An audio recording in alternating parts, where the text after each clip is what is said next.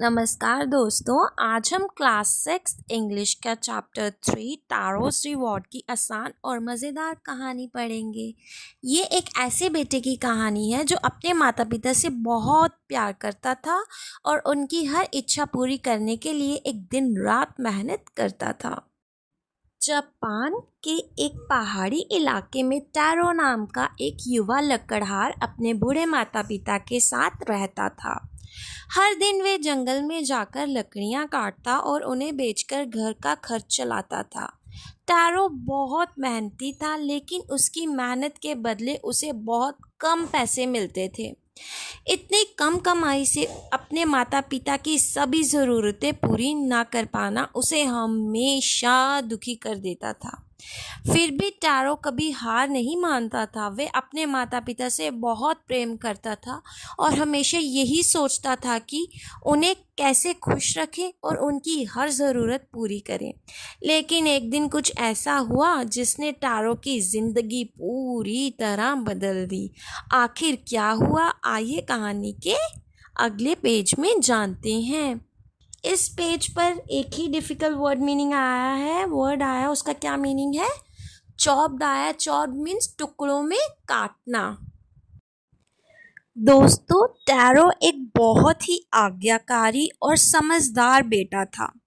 वे हमेशा चाहता था कि उसके बूढ़े माता पिता को किसी भी चीज़ की कमी ना रहे। एक ठंडी शाम टैरो अपने माता पिता के साथ अपनी छोटी सी झोपड़ी में बैठा था। तभी तेज हवा चलने लगी। हवा झोपड़ी की दरारों से सीटी बजाते हुए अंदर आ रही थी और सभी को बहुत ठंड लग रही थी। तभी टैरो के पिता ने कहा, काश मुझे एक कप साके मिल जाए। उसे पीने से मेरे शरीर की गर्मी मिलेगी और मुझे अच्छा महसूस होगा। अपने पिता की ये इच्छा सुनकर टैरो बहुत दुखी हो गया, क्योंकि साके बहुत महंगी जापानी ड्रिंक थी और उसके पास उसे खरीदने के लिए पैसे भी नहीं थे।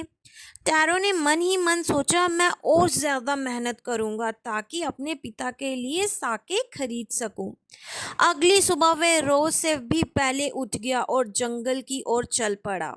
वे उसने पहले से ही कहीं ज़्यादा मेहनत से लकड़ियां काटनी शुरू कर दी। लगातार मेहनत करते करते उसका शरीर पसीने से भीग गया, लेकिन उसके मन में बस एक ही बात थी, अपने पिता की इच्छा पूरी करनी है।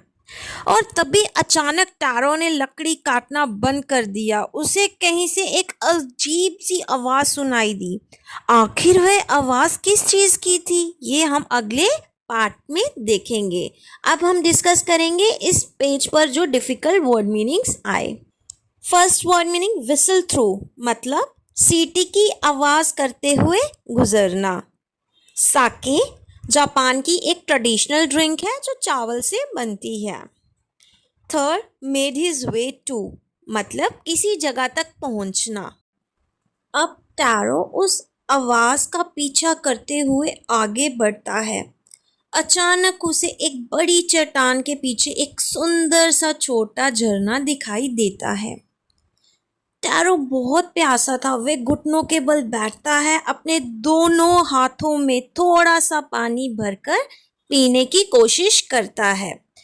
लेकिन जैसे ही वे पानी चखता है उसे हैरानी होती है। वे पानी नहीं बल्कि स्वादिष्ट साके था। टैरो बार बार चखकर देखता है, लेकिन हर बार वही स्वादिष्ट साके ही मिलता है। उसे समझ आ जाता है कि यह कोई जादुई झरना है।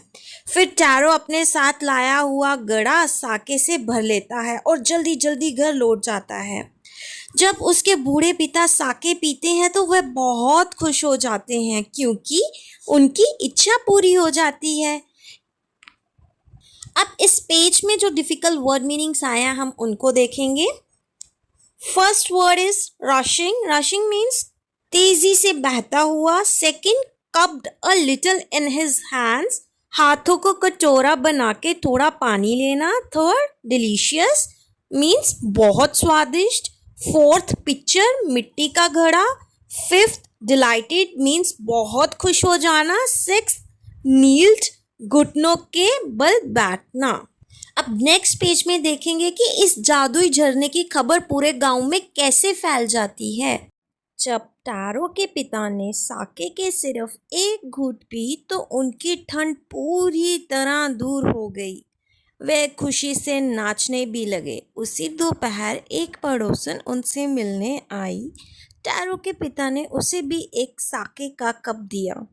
उसने बड़े चाव से साके पिया। फिर टारो ने उसे जादुई झरने की पूरी कहानी बता दी।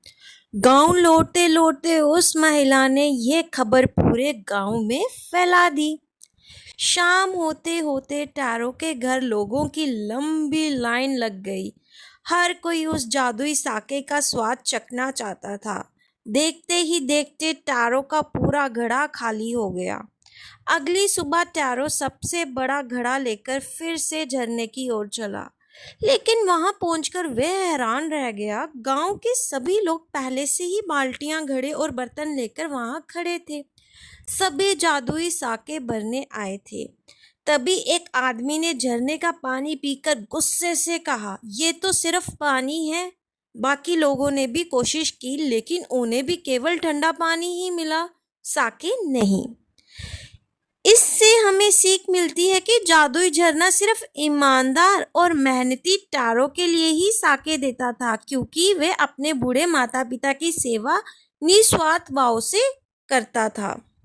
आप देख लेते हैं इस पेज पे जो डिफिकल्ट वर्ड मीनिंग्स थे उनका क्या क्या मीनिंग है। स्वालो मीन्स एक घूंट पीना, शिवरिंग मीन्स ठंड से कांपना, ग्रीडली मीन्स लालच से, और प्रोसेशन मीन्स लंबी कतार। मॉर्निंग मीन्स सुबह, सरप्राइज मीन्स हैरानी, और एंग्री मीन्स गुस्से से। जब गांव वालों को झरने से सिर्फ साधारण पानी मिला तो वे बहुत गुस्सा हो गए। उन्होंने चिल्लाकर कहा, "हमें धोखा दिया तूने। टारो कहाँ है? उससे इसी झरने में डुबो दो।" लेकिन टारो समझदार था। उसने लोगों का गुस्सा देखकर पहले ही एक बड़ी चट्टान के पीछे छिपने का फैसला कर लिया था। इसलिए गांव वालों को वह कहीं भी नहीं मिला। कुछ देर बाद गांव वालों का गुस्सा शांत हो गया। वे निराश होकर एक एक करके वहां से चले गए। जब टारो अपने छिपने की जगह से बाहर आया, उसे भी हैरानी हुई। उसने सोचा, क्या ये सब सपना था? उसने फिर से अपने हाथों में झरने का थोड़ा सा पानी लिया और पिया। इस बार भी वह पानी नहीं बल्कि वही स्वादिष्ट साके था। तब टारो समझ गया कि यह जादुई झरना सिर्फ उसके लिए साके बनाता है। दूसरे लोगों के लिए वह केवल ठंडा पानी था, लेकिन दयालु, मेहनती और अपने माता पिता की सेवा करने वाला टारो के लिए वह पानी स्वादिष्ट साके बन जाता था। इस कहानी से हमें यही सीख मिलती है कि दयालुता, समझदारी और अच्छे दिल वाले लोगों को हमेशा सबसे बड़ा इनाम मिलता ही मिलता है। अब देख लेते हैं इस पेज पे जो आए हैं difficult word meanings. Trick means धोखा देना, मटरिंग मीन्स कुछ बड़बड़ाना, धीरे धीरे बोलना जो समझ ना आए किसी को भी। दोस्तों, आखिरकार टारो की अच्छाई और अपने माता पिता के प्रति उसका सम्मान पूरे जापान में प्रसिद्ध हो गया।